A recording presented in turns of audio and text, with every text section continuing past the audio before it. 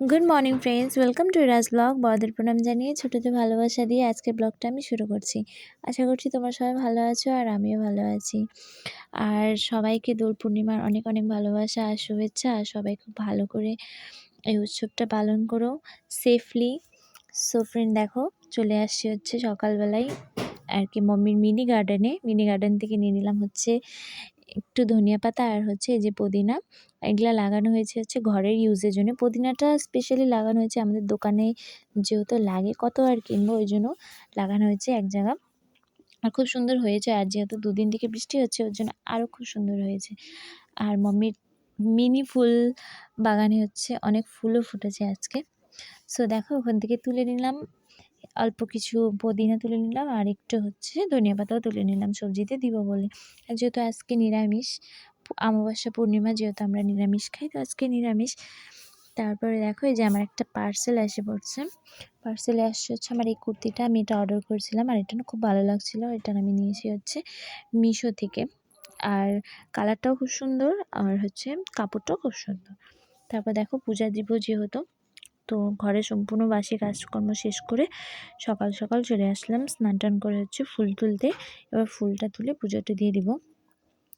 আজকে যেহেতু সন্ধ্যা তো নয় আর কি, 3টা 20 থেকে আর কি গ্রহণও লাগবে, ওই জন্য আর কি পুজোটা তো তাড়াতাড়ি দিতে হবে। ওই জন্য ওই যে স্নান টান করে চলে আসলাম ফুল তুলতে। এখন হচ্ছে ফুল তুলে নেব। বললাম না খুব সুন্দর ফুল ফুটেছে, অনেকটা ফুল ফুটেছে, কিন্তু আর কি অতটা বোঝা যাচ্ছে না ক্যামেরাতে, বাট খুব সুন্দর। আর যেখান থেকে আমি ফুল তুলছি না, ওগুলো হচ্ছে হলুদ ফুল। তোমাদের সাথে তো অনেক ভিডিওতে আমি শেয়ার করছি। এখন অতটা ফুটে না, কিন্তু তাও অনেকটা, যতটুকু ফুটে আমাদের দুবারই পূজা দেওয়ার জন্য হয়ে যায়, কাকিরা আর আমাদের হয়ে যায়।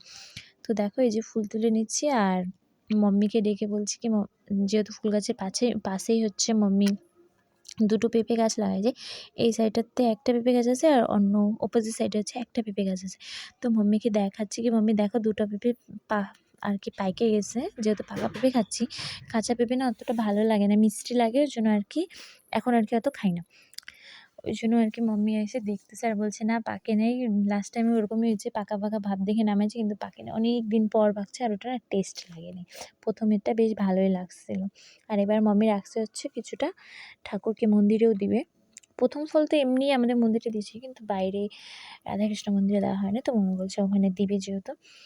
আর দেখো, কিছু আকন্দ ফুলও তুলে নিলাম, যেহেতু সময় আছে আর আবিরও আনা হয় না। তো মম্মি বলল ঠিক আছে তুই এদিকে রেডি কর, আমি দোকান থেকে আবির নিয়ে আসছি। তো ভাবলাম ততক্ষণে ঘরে যেহেতু আকন্দ ফুলের গাছ আছে, তো অল্প একটুকু আকন্দ ফুল তুলে নিলাম আর মালা গাঁথে নিচ্ছি। আর আমার ঘরে যে শিবলিঙ্গটা আছে না, ওটা না খুব ছোট, তো ওই জন্য আর কি বেশি বড় মালা গাঁথতে হয় না, আর অনেক টাইমও লাগে না। তারপর দেখো, পুজো দেওয়াও হয়ে গেল। আর পুজো দেওয়াটা আমার মনে হয় কি, যখন শেয়ার করবো না, তখন আমার নিজেকে মনে হয় কি পুজোটা আর কি আমি ঠিকঠাক দিতে পারছি না, ভিডিওর মধ্যে ফোকাস হচ্ছে। ওই জন্য আর কি আমি সবসময় পুজো দেওয়ার ভিডিওটা তোমাদের সাথে শেয়ার করতে পারি না। এমনি আমি সবসময় ডেইলি আমি পুজো দিই। কোনো সময় ভাই বা কোনো সময় মাম্মি দিয়ে দেয়, আমার কাজের চাপ থাকলে বাদ বাকি আমিই দিই। তারপরে দেখো, পুজো দেওয়া কমপ্লিট আর সবদিকে ধূপ ধুনা দেখাই নিচ্ছি। আর এই রুমটাতে হচ্ছে এখন ভাই যেহেতু নাই, আমার ভাই গেছে হচ্ছে মাথাভাঙা, আমার কাকু বাড়ি গেছে, তো ওই জন্য এই রুমটা বেশিরভাগ বন্ধই থাকে। তো ওই আর কি খুলে একটু ধূপদানা দেখাই নিলাম। তারপরে একটু পরে হচ্ছে আমার বাবার একটা খুব দরকারি জিনিস অর্ডার করছিলাম, ওটা চলে আসছে। তো আমি পাওয়ার হাউসের এখানে আসছি নেওয়ার জন্য, ফ্লিপকার্ট থেকে অর্ডার করছিলাম। তো দেখো, এটা হচ্ছে আইস বক্স।